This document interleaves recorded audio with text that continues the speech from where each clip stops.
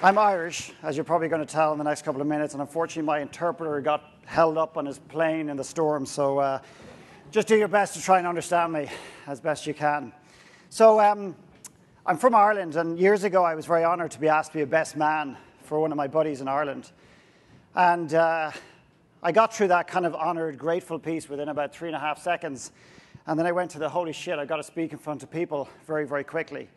And unfortunately, that lasted for a very long time until the wedding actually arrived. And I put hours and hours and hours, days and days and days of thought into this wedding speech to find myself at the actual experience and deciding, to hell with this, I'm just going to get out of my head and I'm going to speak from a more intuitive place, from my heart, and speak about the groom and the bride in a way that I just feel that sometimes we don't. And speak more emotionally. And what ended up happening was, it was on a stage not dissimilar to this. It was in a hotel that happened to have a stage. And I got a standing ovation. And in weddings, particularly in Ireland, you don't get standing ovations. It's just not typically done. And it wasn't because I was great. It wasn't because I was fantastic. It was because I was just sincere, because I spoke from my heart. I spoke from an intuitive place as opposed to my head. I'm going to do my best to do that today. But in essence, is the message here, is about our heads are great, but they're just a tool. They're like a computer. But if we can start to understand and trust our intuition, as a gentleman from Toronto once said, a client of mine, he said, it was like a quote, "I'm sorry I listened to my gut," said no one ever. So I got a standing ovation, and I remember walking down off this. I was so embarrassed. I was so ashamed of this standing ovation because I didn't feel I deserved it, because within my own skin I wasn't very comfortable. I didn't think I was a particularly good person. And I just didn't know what to do. And I came off that stage, and people were coming up and saying, great and well done. And, of course, all the people you know, and you don't really listen to the people you know anyway. And this guy comes up, and he's crying. And he's just like, tears are rolling down his face, and he puts his arms around me. He goes, shit, I've never met the man in my life before. He says, if I ever get married, will you be my best man? And I said, well, you just piss off. And he goes, I'm serious. You're meant for this. And I tried my best to dismiss it, which I did brilliantly for years. But honestly, the truth was, he spoke to something deep down within me. So deep, it stirred something in my soul. Because in my heart and soul, this is what I've wanted to do forever. But I didn't believe I had the ability to do it. And I believe that entrepreneurs, in my personal experiences, I travel the globe, I've been to 70 countries, I've worked with thousands of entrepreneurs. I finally decided to be one. I grew up in a family of entrepreneurs. And I think entrepreneurs are brilliant at a couple of things. They're masters. Complicating their lives and then justifying why they do it. Brilliant. Phenomenal. Complicating their lives, then justifying why they do it. So I want to tell you a little story that kind of somewhat speaks to that. A guy goes into a bar in Ireland, and he orders 3 pints of Guinness. He said, give us 3 pints of Guinness. And the guy says, would you want me to wait for your friends? He goes, no, deliver them down to me. So he goes over to the table, and he sits down. The 3 pints of Guinness arrive, and the barman's looking around for his other 2 friends. And he said, thanks a lot. And he starts sipping out of one. Then he sips out of the next one. And then he goes to the third one, and he sips out of the third one. And he does this for a couple of, an hour or so until all the pints are gone. He pays for his drinks, and he leaves. The barman goes, Jesus, that is odd. So about a week later, he comes back, 3 pints, same thing again. And the barman's looking over, and he walks over, and he says, do you mind me asking, what's the whole thing with the 3 beers? He says, yeah, it looks a bit odd, doesn't it? Well, kind of. He says, well, my brothers live away. One lives in Sydney, and the other one lives in London. And what I do is we kind of every week I come in, have a beer, and it's almost like they're with me. I kind of visualize them, and I kind of drink. It's kind of a respectful thing. And then off I go, and because I miss them.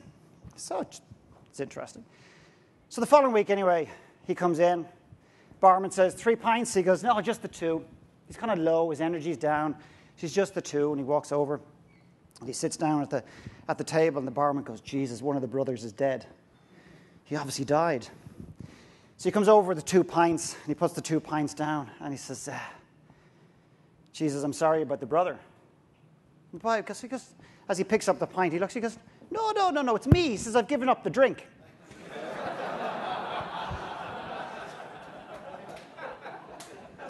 Yeah, you could say it's a bit of a joke, but I think we are so brilliant at justifying our existence, justifying what we do, justifying why we do it, justifying our businesses, justifying why we need to make money, justifying everything else. I'm not saying it's all wrong, but I want you to be open to the fact that maybe you're justifying something that doesn't necessarily serve you. So one of the big things that when I came off that stage and I started to open up even to the idea that maybe speaking, and I don't speak a lot. People think I speak. I don't speak a lot. I speak very little, actually. I do my own things, but I don't speak a lot on different stages. And one of the biggest challenges, often what blocks us, is that we don't have the clarity. Anybody here not have the clarity about an aspect of their life? They're looking for clarity about an aspect of your life. Raise your hand, please. So almost everybody. And we often use that as a reason, or sometimes, dare I say it, an excuse not to move forward in something. So when I opened up to the idea, which was in my head, and I went into a more intuitive place, I started justifying in my head that, oh, well, I don't know how to speak. I wouldn't know how to do that. Who's going to listen to me? My background, I won't bore you, was kind of dyslexia. I couldn't read and write, so my confidence as a kid was atrocious. And despite the fact that people thought I was confident on the outside, basically what was going inside was turmoil. I thought I was a piece of shit, excuse my directness, but that's in essence what I thought. So I put these barriers up in the form of excuses. And the other one was basically, well, hang on a second. Why don't I go and make a load of money and give myself then the freedom to go and do what I want? I'm not going to ask you to raise your hand if you're in that space. And I might come across as being derogatory, somewhat condescending. It's not my intent. But I believe we're doing way too much shit in the world today that we shouldn't be doing. And it's got to stop. And one thing I don't believe in giving my customers what they want. I don't give a shit what my customers want. I don't care less what my customers want, but I can tell you one thing, I care so deeply about them that I create experiences that they need and they don't even know it. Because my customers want me to tell them how great they are. They want a goal set and rub shoulders and send them off feeling phenomenal. But sometimes they need to face the truth. And we can't grow as human beings unless we face our current reality, which sometimes is ugly and difficult. My brother created a very successful coffee business, and I was involved in the startup operation of that. So I ignored the calling, and we built this very successful coffee business in Ireland. And then I went on to buy real estate around the world because I thought real estate was the answer to my dreams. It would give me this sort of freedom. I'm not saying it's a bad asset class. I'm not saying it's a bad investment. That's not what I'm saying. I still believe it's the greatest investment from an asset class standpoint, but I was using it as a reason, a rationale to basically give me what I wanted in the future, give me the freedom, the buffer. But it was an excuse for me personally. And I live by a mantra: in the absence of clarity, take action. So when you're not clear, sometimes we get stifled and we do nothing. But here's what happens. If you are unclear about something and you forget, you just let go of the need for the clarity to arise, you take action anyway, here's what happens.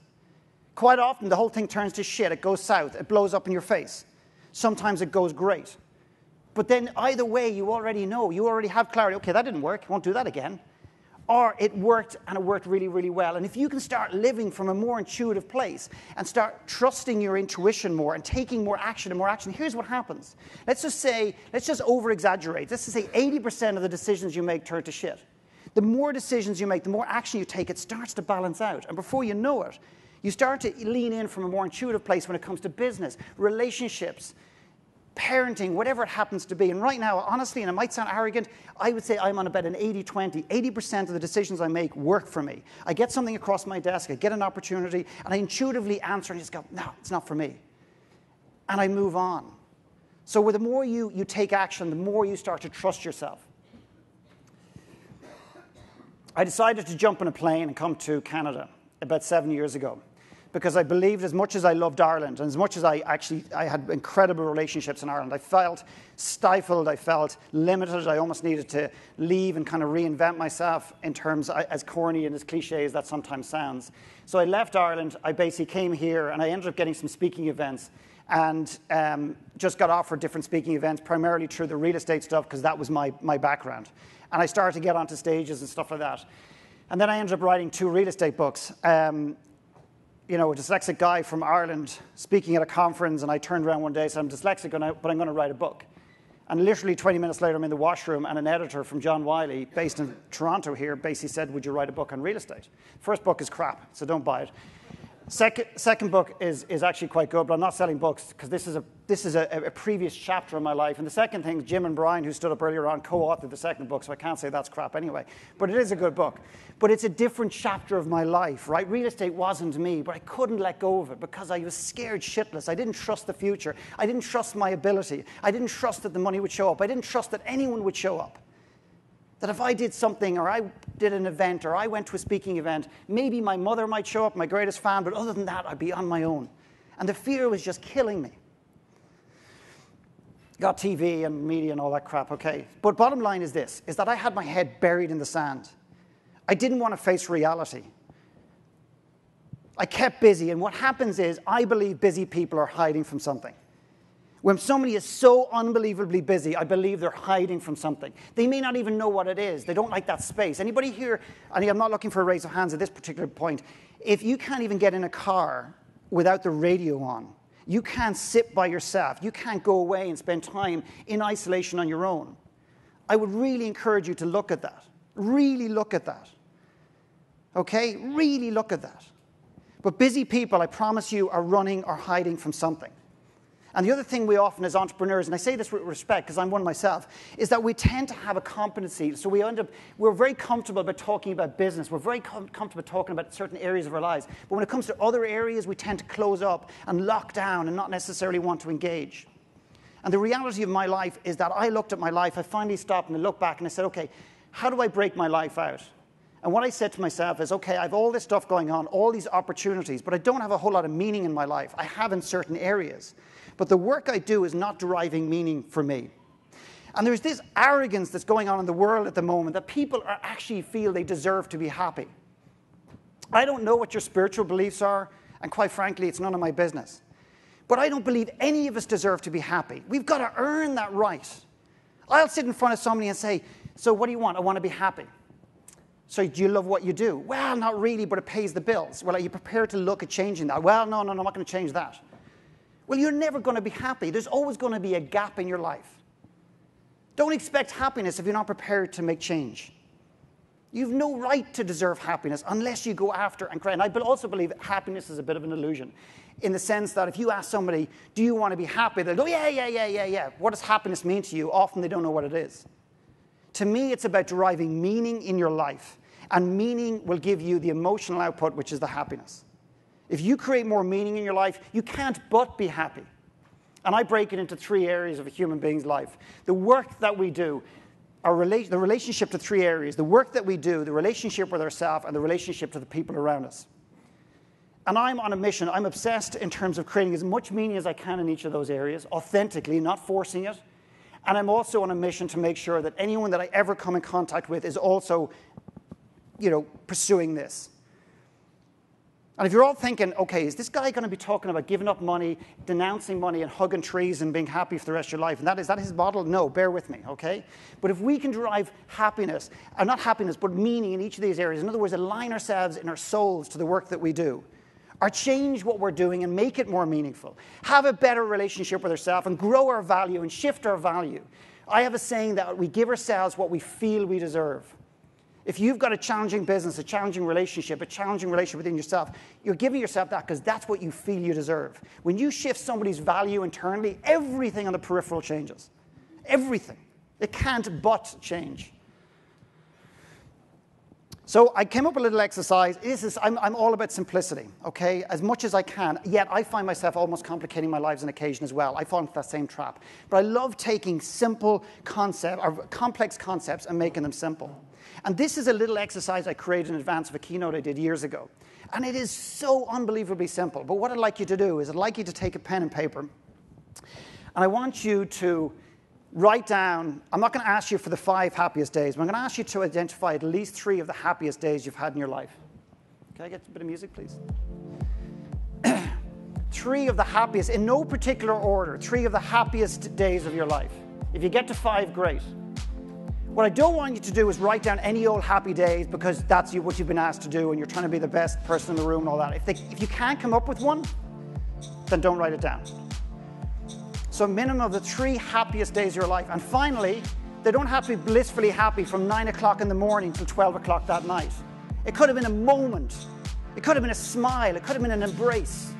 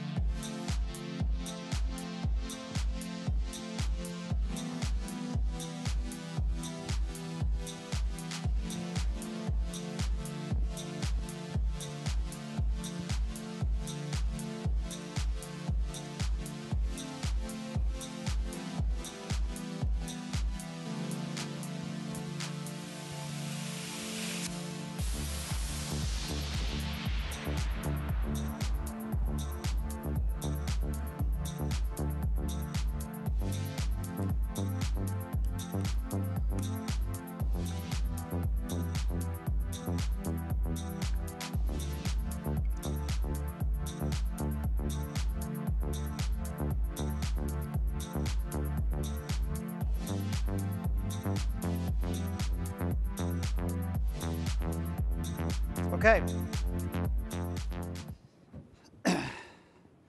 So, the happiest days of your life. It's funny, it's often people actually look quite surprised at that exercise. They find it quite challenging. I mean, if I look around the room as if we're at a funeral, okay? I'm asking you to identify the 5 happiest days of your life, and you're all looking as if you're constipated. It's unbelievable. And you know, the funny thing is, if I said, look, well, you know what, let's forget about the happiness stuff because that's all foo-foo. Well, why don't we just identify the shittiest days of our life? More paper, please. More ink. We're more comfortable typically in that environment. So I'd like a couple of people to share, in no particular order, just one of the happiest days of your life, please. Brian.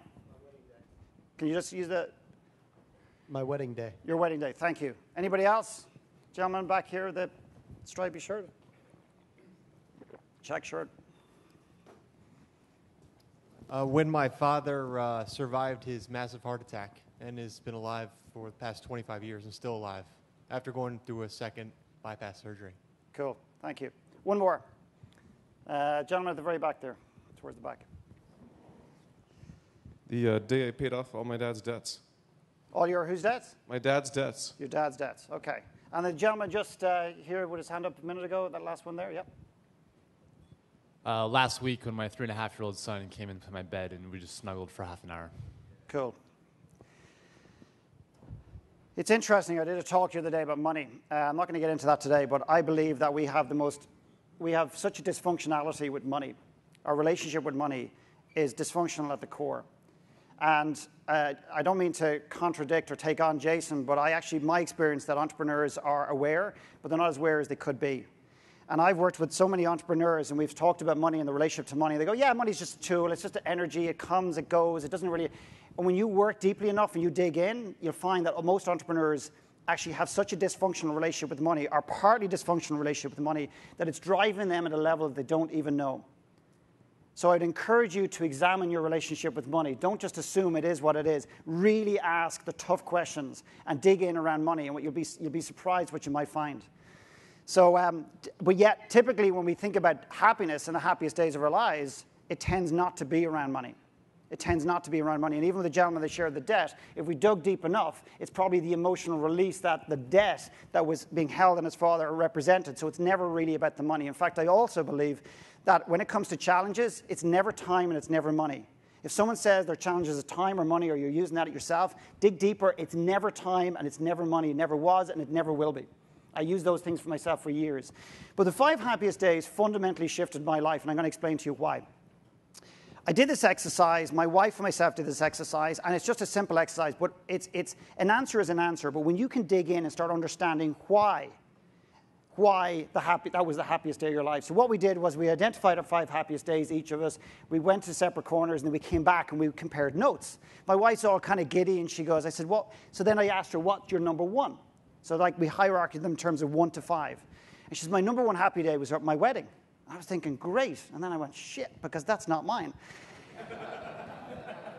And then she goes, what's yours? And I said, it was my stag party, or my bucks party, as you might say in American.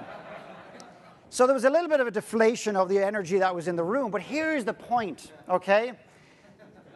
Then I said to her, what was it about your wedding day? And I'd like to think it was me, but it wasn't me. It was the people, it was the energy, it was all these people there and having fun, and maybe it was commitment and all that other stuff as well. And for me, my stag party was I got to bring 20 or 25 of my friends, whatever it was, the people who have believed in me when I didn't believe in myself, the people who stood by me all my life, the people who have been loyal to me, the people who completely take the absolute piss out of me, or rip me apart all the time, but we can also have those vulnerable conversations.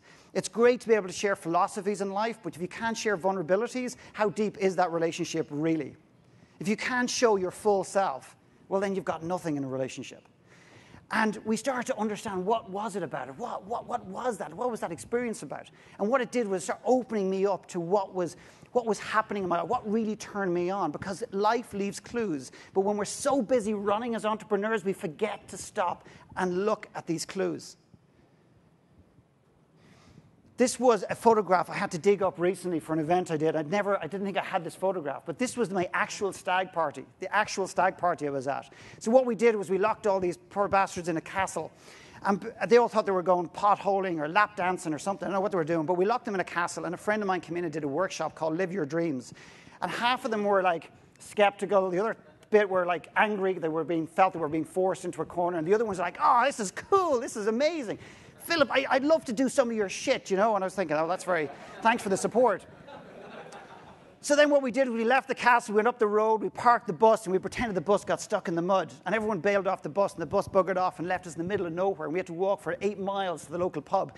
And this road here is like 5,500 years old. And we walked these roads through the mountains, and we had conversations and chats and everything else. And when I reconnected through this simple exercise, so I'd encourage you to take this exercise away, complete the 5 happiest days, hierarchy of them 1 to 5, 1 is being the happiest day of your life. Sit down with your friends, your partners, your family, your kids, and understand why. You'll understand your children in a way that you've never understood them before, potentially. Potentially, because one of your kids, little Johnny, will love the day at Disney, and little Mary loved the day when she was just walking with her dad in the park, or snuggling her dad in bed.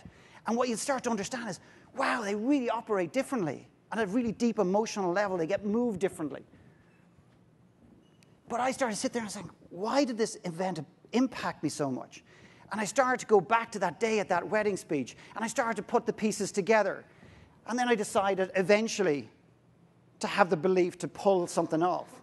Now, I'm not here to talk about my work. I'm really not. But this is something that I did where I decided to bring a group to Ireland to exactly the same green road many years later, because it wasn't just my friends, it was the experience. It was putting not just smiles on people's faces like Steve talked, it was about fundamentally giving them an experience and believing in themselves and uncovering a value that never ever existed, or value that didn't exist to the level it needs to in order to really be fulfilled in this world.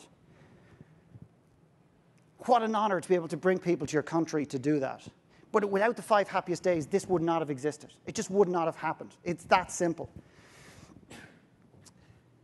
In my second happiest day and my wife's second happiest day was a day at an orphanage. We didn't even know this until we did this exercise. And then I said, I didn't know it was your second happiest day. She didn't know. Why?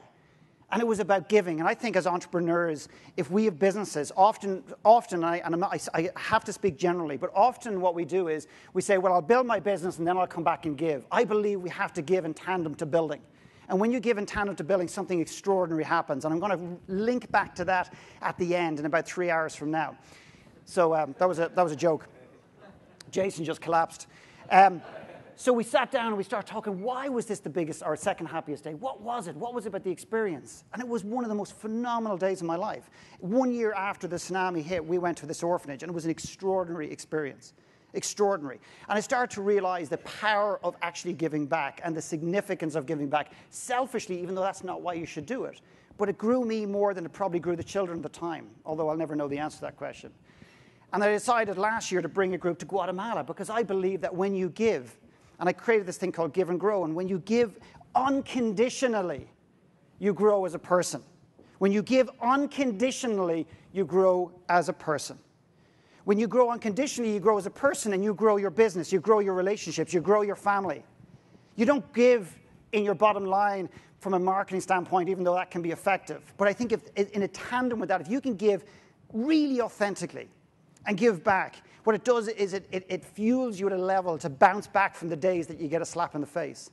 It was extraordinary. And what I do is basically, the whole idea is just to literally go and spend time. It's not about giving them anything necessarily other than just letting them know, even for a day, even for 2 days, even for 4 days, that someone actually cares about them, that they feel significance.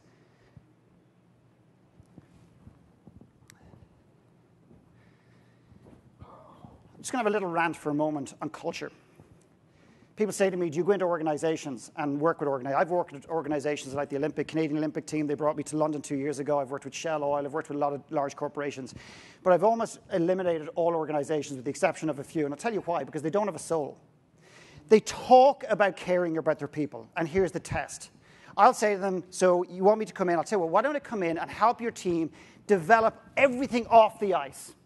In their relationship with themselves, their relationship with their husbands or wives, their relationship with their children. And they're going, yeah, that sounds really cool. That's really cool. Yeah, fantastic. And then I'll leave. They go, well, how are we going to be able to gauge? And I said, gauge what? How it impacts the bottom line. And I said, well, you don't care about your people. You're going to conditionally develop your people on the assumption and the hope and the need to drive your bottom line. You don't fundamentally care about your people. If you can give your people support, if you can help your people grow at the fundamental level, do you not think that when they are on the ice, you're going to get more engagement, more loyalty, more, just team, not building, but team kind of deepening? Do you not think that automatically you're going to have profitability, productivity is not going to go up? Do you not? But that's not why you give it. And the great thing is, on the odd occasion that an organization has the vision and they bring me in, the team are actually waiting for the other shoe to drop. You mean they give a shit about me? It's extraordinary. So if you've got teams, I encourage you, I implore you, forget about me. No, I'm not talking, this is not pitching my business.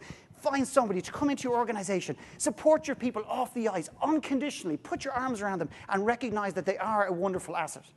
And if you help them build value in themselves, I promise you they'll build value in your life. But you don't do it for that.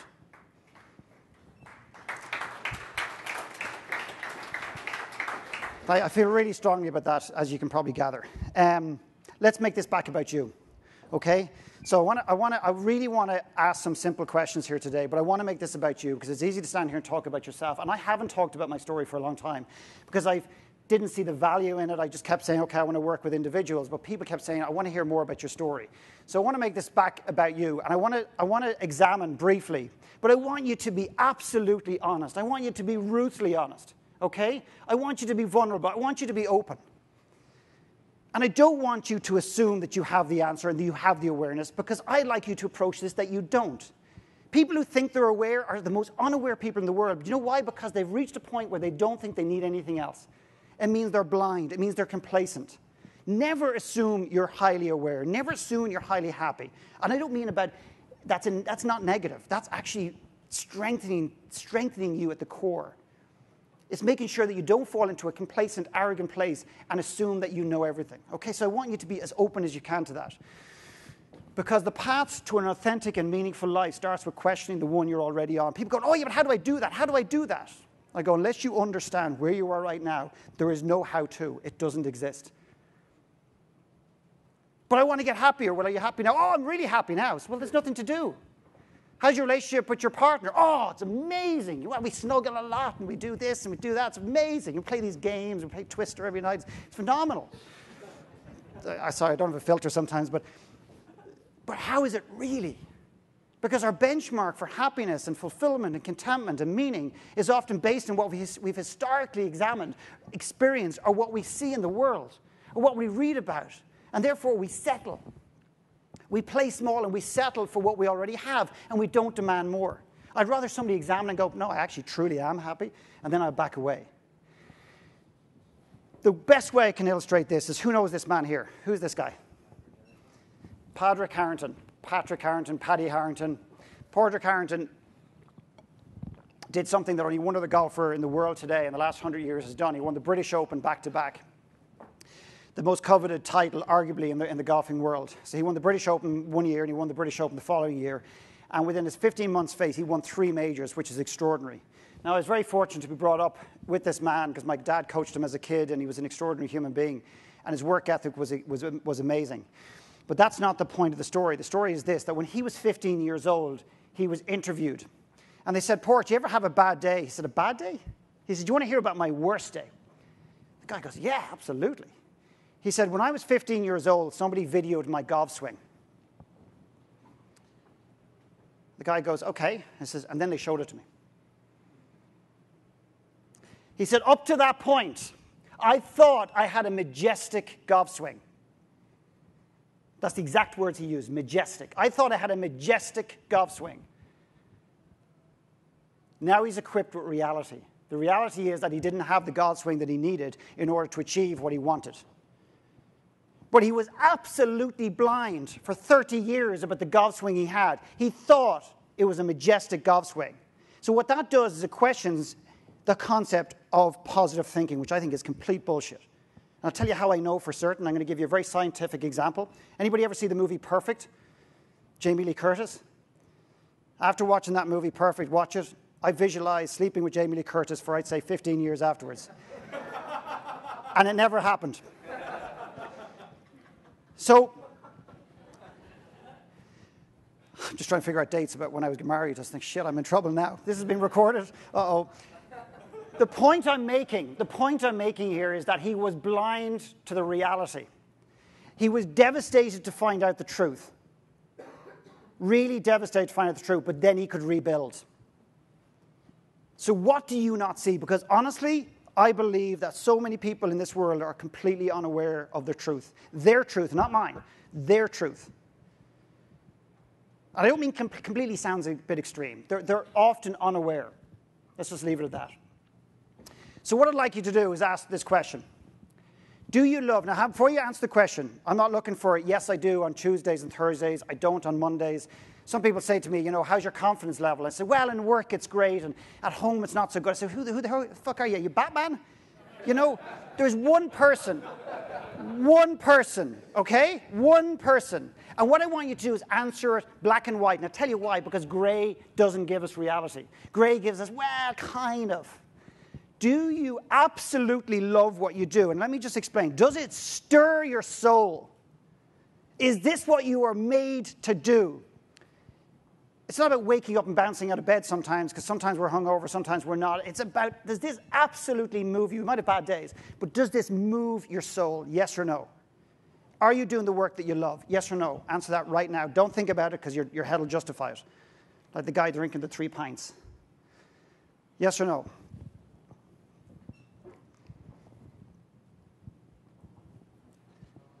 And only you can answer that question. I can't. And just to give you an example of how deep we hold this, I talked to a girl one day, and I said, if you couldn't do what you're doing right now, what would you do?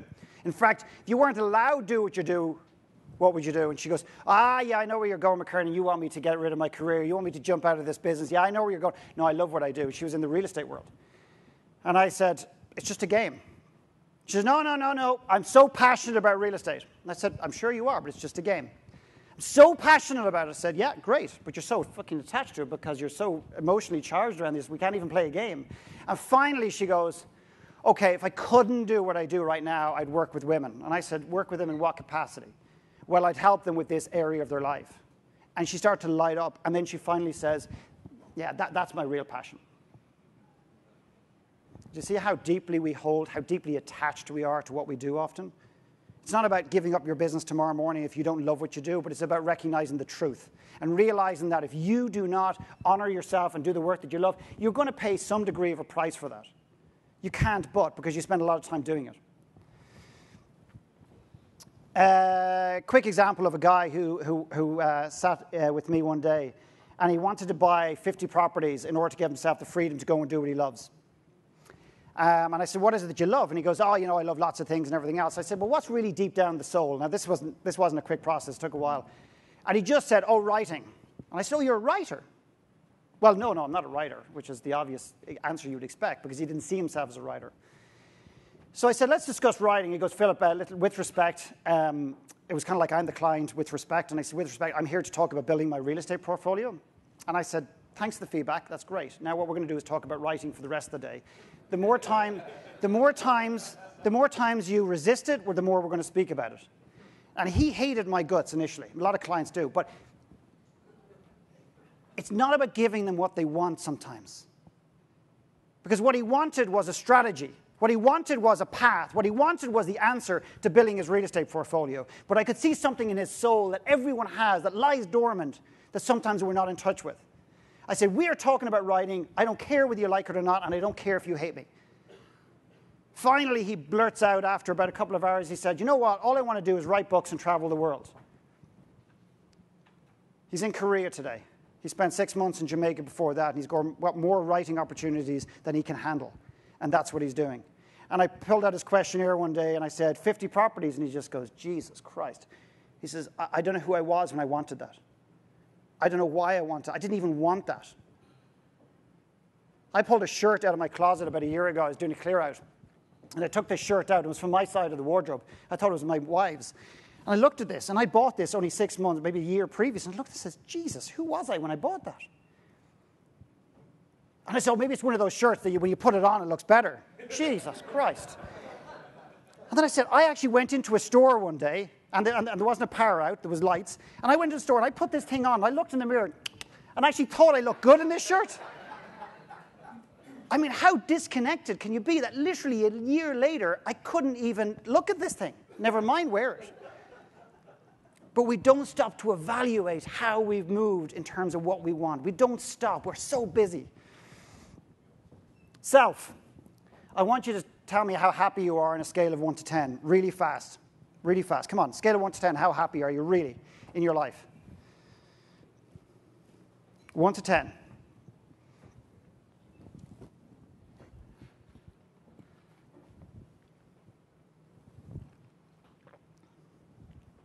Okay?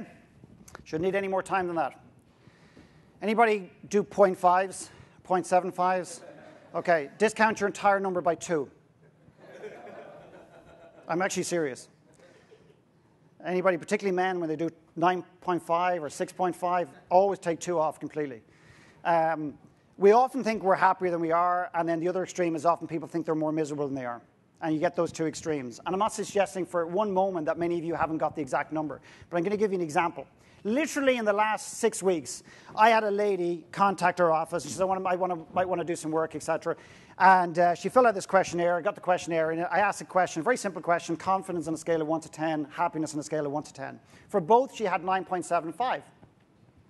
I get on the phone with her, and the first thing I said, listen, before we start, when's your coaching program starting? She goes, I don't do coaching.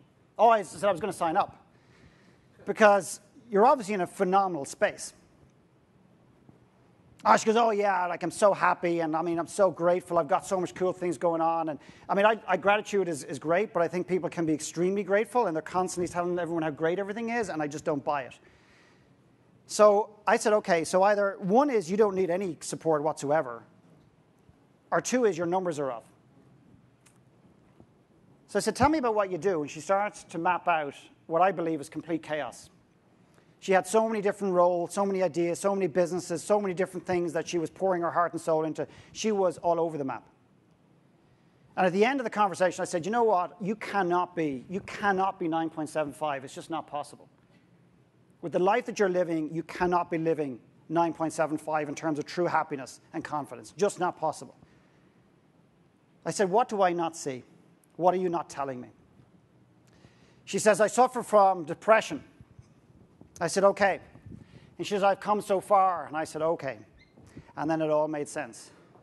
Because if you've got a flat line here of 0 and happiness, and you've fallen into the depths of the darkness, and sometimes the place with no hope, whether it's anxiety, or whether it's depression, or partial depression, or just being down on yourself, when you get your head just above water to a 2, it feels like 9.75. And to commend her, and to be fair to her, she felt that it was 9.75, and I agreed with her. However, she's missing out on this huge opportunity to grow even further and change aspects of her life. And the reason she was so busy is because she was afraid. She was afraid that if she created space, that space stopping would actually bring her back into that dark place, when in fact, actually the opposite can happen. So sometimes we think we're a number, but there's so much more, and we only benchmark it on our previous history or what we read or what we see around the world.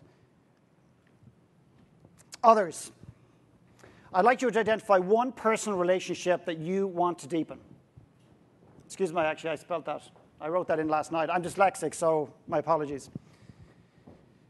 One personal relationship that you want to deepen. One personal relationship.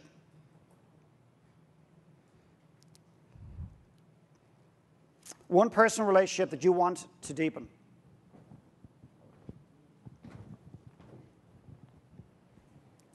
Whether you think that person is capable of it or not, doesn't matter. One person very close to you that you'd like to deepen that relationship. Anybody would like to volunteer a name? Who is it? Like, not a name, but the relationship. My business partner. Your business partner. Anybody else? My youngest son.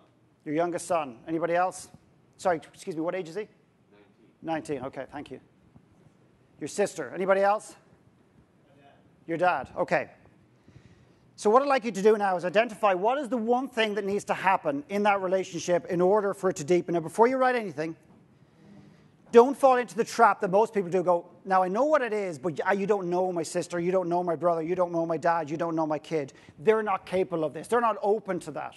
I don't want you to fall into that trap. Identify what it is that you would like to see that person give you or provide or say in order for that relationship to deepen, irrespective of whether you believe they're capable or open to it, or that they'll ever change. Does that make any sense whatsoever?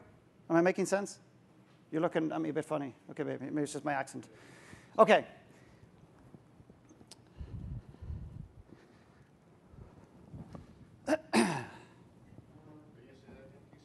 Absolutely. So what I'd like you to do is, first of all, obviously identify the relationship that you'd like to deepen. And then identify the one thing that they need to do, not you, they need to do in order to facilitate that deepening. One thing that they need to do. Irrespective of whether you believe they're capable or open to it, what is it?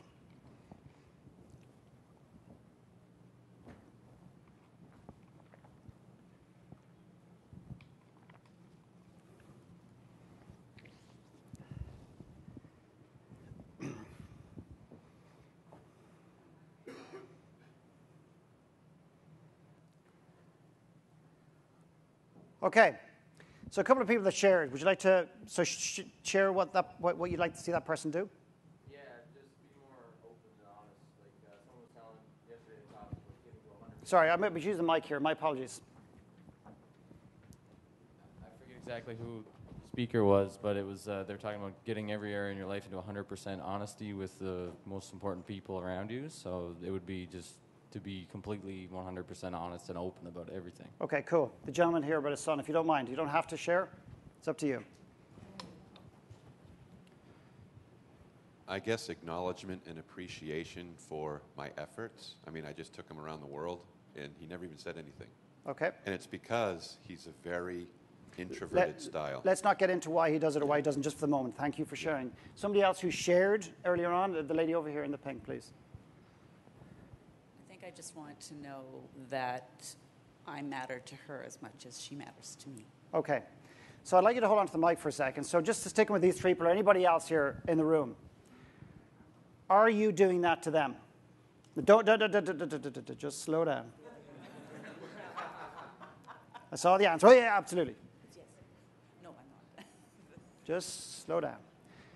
Are you giving them what you want from them? Well, I'm chuckling because you asked that, because my first point that I wrote down is that I need to let her know how important she is to me and how much I admire her. Absolutely. Thank you very much. Oh, sorry there. You're ahead of me. Sorry. Excuse me. Yes. You sure? Yes. Are you open to the fact that you're not? Oh, definitely. Okay, so you might be doing it in the way that you think you need to portray it. But are you doing it in the way that he needs to hear it and, more importantly, feel it? With everything that is within me. I want you to be open to be challenged about that. Sure, I am. Really open. Absolutely. Thank you. Finally, this gentleman here. And thank you guys for sharing. I really appreciate it. I feel like I am, but I guess I could stop using WhatsApp to communicate it. Oh. Okay. Yeah, that's probably Start maybe pretty using good. the phone. Okay, so just on a personal level, I grew up in a family in Ireland. We're very close, but I did for years what everybody else does and say, oh, we're really close. My dad's amazing, my mum's amazing, everything else. But I got to a point where I realized that actually something on a deep emotional level that I need. I know I'm getting heavy and emotional, but so be it. And I realized that my dad has never told me he loves me. And we're obsessed in the world by what other people think. I read an article recently that said that the difference between entrepreneurs and want-to-preneurs is there was 5 things. And the first one was that entrepreneurs don't care what people think. It's not my experience. That's not my experience. There are entrepreneurs that have created some of the most successful businesses in the world based on nothing other than trying to impress somebody in the world. I'm serious. And often an entrepreneur say, no, I don't need any validation from anybody. I'm my own man, my own woman. I don't give a shit what people think. Is it okay to be that direct? Can I say that kind of thing? We care deeply what people think. And when we think we don't, we're unaware, we're blind. So I got to the point where I realized that actually I was trying to forget about it. I was trying to justify, well, my dad wasn't brought up in a huggy world in Ireland. So he's just not one of those huggy guys. And then I got to a point where I said, I don't really give a shit. Because you know what? I want a hug. And I want to know that he loves me in the way that I need it. If my dad was sitting here up to that point and said, do you love your son? He would put a mic in front of us and say, he says, absolutely. Does he know it? Absolutely. I play golf with him every week or every few weeks. I send him shit. We go and walk on holidays. We do all that kind of stuff. So is everything I know, and I don't mean to be condescending or derogatory to this gentleman at all, but everything I know, absolutely he knows it. So I decided when he came to Vancouver a couple of years ago, I was going to go for second base. And when I was saying goodbye to him at Vancouver Airport, and the hand comes out to give me that handshake, that kind of like, thanks for doing the business, I just went straight in and started the hug. See this post over here, this concrete post? I would have got more of an emotional response from that than I did from my own father.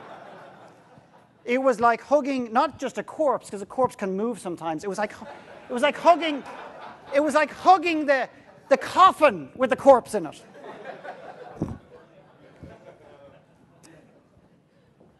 Now it's all hugs. Not because he feels he needs to, because he wants it.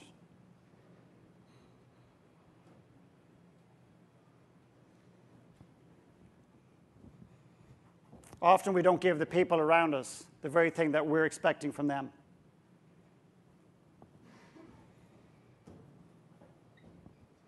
There was a lady from Toronto recently.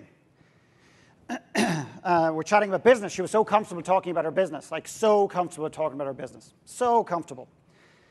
And I'm very intuitive in terms of my work. I just go with my gut as much as I can. And I just turn around. She's chatting about business. She's talking about her next entrepreneurial kind of campaign and so on. I just turned around and said, yeah, by the way, how's your relationship with your kids? Great. I'll tell you what was great, the next question. Not because it came from me, but because it stirred something in her. I said, how do you know?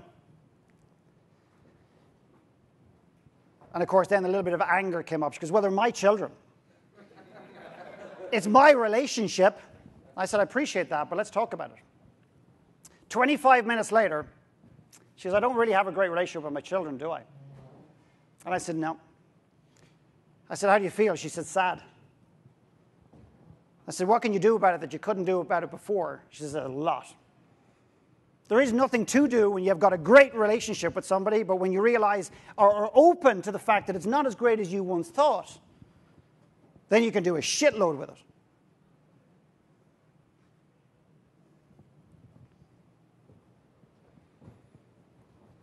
I'm not going to do that. That's just the secret to happiness.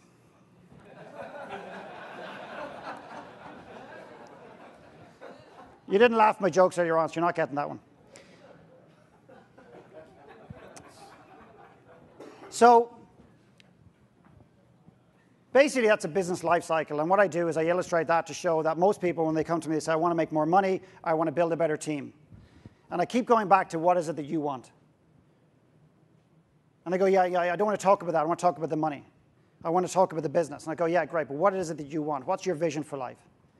Most people don't know what that is, or they think they know what that is. They've adopted what they believe is their own goals and aspirations, but it's driven by often what we want other people to see, our parents' aspirations. When I went to the Olympic Games 2 years ago, was it 2 years ago, whatever it was, in London, I was very fortunate. I had to be brought in under the radar because I have no qualification whatsoever. I lie somewhere between a psychologist and a coach, I'm told. But when they found out I don't have any psychology degree or sports psychology, they were going, oh, shit, well, we can't kind of put you through officially. So I had to go kind of, unofficially to work with this team. And when I was there, I met up with an awful lot of athletes, and it was great. And I also was brought into the Canadian Embassy, and I got to meet a lot of the parents. And I remember going up to two parents. I mean, I was dealing with athletes in sports that I thought were the most stupidest sports in the world. But when you're there and you get involved in the relationship and you start to respect these people and get to know them and like them, they could be throwing pieces of, I don't know, dirt, 100 meters or 200 meters to win a gold, and I would have been screaming my head off for them. Because you just get involved. You want the best for them. And I remember sitting down and just being so excited on a couple of these athletes. And I remember talking to two parents, and I went up and I said, I don't even know these guys for a long time, but what's it like for a parent to be here with your own son, and there were men in this case. I said, your own son at the Olympics. And this giant of a man is standing next to his father, and his father says, yeah, it's the same as any other day, any other race. And you could just emotionally feel the man that I've gotten to know, the athlete, just kind of not bend over physically, but just emotionally. He was there for no other reason other than to finally try to validate with his father. Like Andre Agassi finally admitted he hated tennis. And I promise you one day, whether he has the guts or the courage or the bravery to inspire people really, if Tiger Woods tells the truth, he doesn't even like golf. I've seen him at the Masters. I've seen him at the K Club, at the Ryder Cup. I've watched him all over the world. And he's a guy that does not like the sport. And if he really wants to inspire people, you come out and tell them. And you tell them that journey. That really moves people, as opposed to sitting on a pedestal and pretending you're great. I'm not trying to be condescending. He's done something extraordinary, but he doesn't like the game. The other father I went up to and I said, what is it like having your son here? He said he could have gone faster, couldn't he? And you want to see the deflated human being in front of them. I talked about the entrepreneur who was disconnected from her children she didn't even know. We don't even know sometimes. It's not what we say to our kids sometimes, it's what we don't say. And I agree wholeheartedly with Jason. I haven't been at the guys' retreat, Jim and Brian's, but I know these human beings. And if you really want to put a value on your relationship with your children, check these guys out. Because there is nothing else. At the end of the day, you will not be lying in your deathbed 20 or 30 or 40 years from now, sitting back and go, do you remember the day I flipped that property? Remember that day I developed that app and it sold for like 3.5 fucking billion or whatever it was? Whoa, that was cool. You might be sitting there with regrets because you didn't spend enough time with your family. Or you might be filled with joy because there was experiences that you had, and every one of those experiences had people in them, with you, next to you, lying next to you, with you in the bed, snuggling, or whatever it was. I'm not anti-money, and I'll tell you why I'm not anti-money. I just threw this slide in last night because about 4 days ago, I came in here to Toronto a bit early, and I met these two guys for dinner.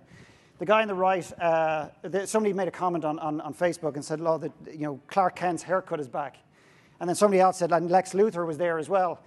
So these are two gentlemen who I was very honored to have an opportunity to do some work with a number of years ago. And when I met them first, this is how they looked. How do I go back in this? Hit the red button back, is it? And, yeah, there you go. Oh. Now this is, oh, shit. Secret of happiness again. Can we just go to the next slide, please? Anyway, it's not me saying this is what I do and I'm great, because honestly, my clients put way too much credibility on what I do. They put way too much emphasis. When somebody moves and somebody grows, they did the work, not me. The reason I'm putting this slide up is that I could talk about all the things that these men did. But what shifted for these men is they started putting a value in their own skin. The guy on the left lost his marriage to his business. The guy on the right was about to lose his marriage to his business. Right now, they're making more money than they've ever done before. The relationships have never been deepened within themselves, number one, the most important relationship in the world, and the relationships with everybody around them. They've lost the weight, not because we talk about diet and nutrition. I never discuss it in any of the work I do. I talk about the shift in value, and I had played golf and stayed in his house, the filmmaker behind Food Matters and Hungry for Change, James, recently. And we're talking about what I call the missing link in physicality and diet and nutrition is that the reason a lot of people lose weight and then come back and lose weight and come back is that they haven't shifted the value. You could have somebody sitting on this chair, and we bring in 1 million people. If they're overweight or underweight, let's just say they're overweight, and we could stand in front of them every second and say, "You're not overweight, and you're beautiful, and you're not overweight." And they they stand up that night, and they're so exhausted, and they're so tired, and they start to think intellectually, "Maybe I'm not." They go to bed, and they wake up the following morning, and they look at themselves in the mirror, and they feel ugly. When you shift that internal piece, everything in your life changes, because we give ourselves what we feel we deserve.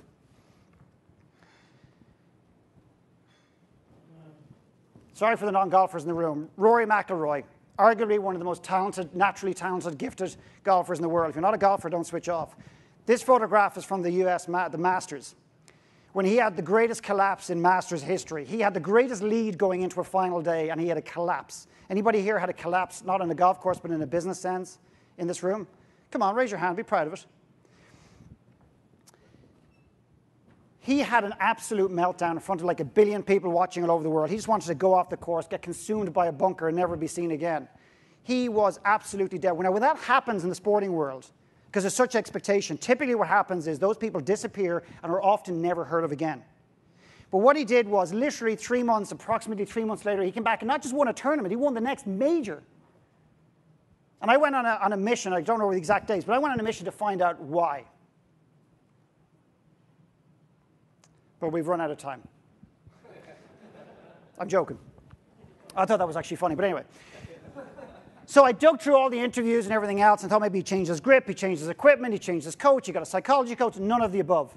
And in a very obscure interview, buried somewhere, I found an interview with Rory where basically they said, "How did you let it go, the failure?" Because I don't believe success is about building more successful businesses, having more successful days, it's about how you bounce back emotionally, first and foremost, and therefore mentally, actually really equips you to take on the next day. That's what I fundamentally believe, absolutely believe. It is the number one thing. And he said, you know what? He said, I couldn't let it go, I couldn't let it go, I couldn't let it go. It was consuming me.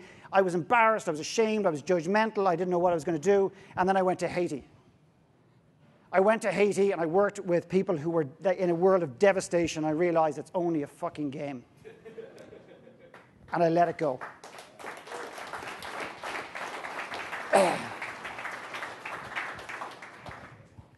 No matter what you do, give back, please. Last year, I went to Guatemala, and I was in this orphanage, and one of the days I came around the corner, and there was this boy sitting there, crying uncontrollably. And he looked so small because he was buried in a little bubble. And he was just crying and crying and crying and crying and crying. And saying something in Spanish and whispering, and I have no Spanish whatsoever. I'm a disaster with languages. I'm just barely good at English. And I knelt down in front of him, and I just looked at him, and I just put my hands out to hold his hands, and I said, are you okay? And he didn't come near me, and I went to put my arms around me. He retracted even further. So I respected his space, and I didn't go near him. And then the crying changed. It went from that crying on the surface to a deep cry. And I just said, to hell with it. It's like my dad. And I just went straight in there. And I grabbed him. And the next minute, he buried into me. And then I went to pick him up. I'm not a big guy. I mean, this guy's a man. I mean, I thought he was a little kid. I go to pick him up and nearly break my back. He's huge. He's long. I'm dragging him across the floor, and I find a seat. I didn't even know this photograph was taken until recently. And he holds me like I've probably never been held before. And I called the interpreter across, and I said, what's he saying in Spanish as he's whispering under his tongue? He's saying he wants his mummy. He wants his mummy. I share that with you not to leave you on a deep emotional space, but to remind you that no matter how bad your day is, no matter how bad you think your life is, no matter what challenge you're facing, it's nothing like that.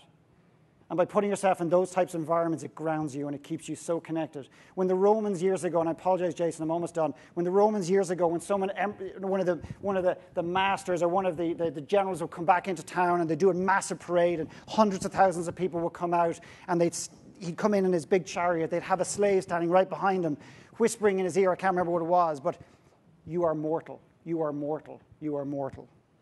In other words, you're no better than any other human being. Watch that as entrepreneurs. Because what people do is they push you up onto a pedestal, and it's a very fucking lonely place when you're up there. Very lonely place. Thank you very much.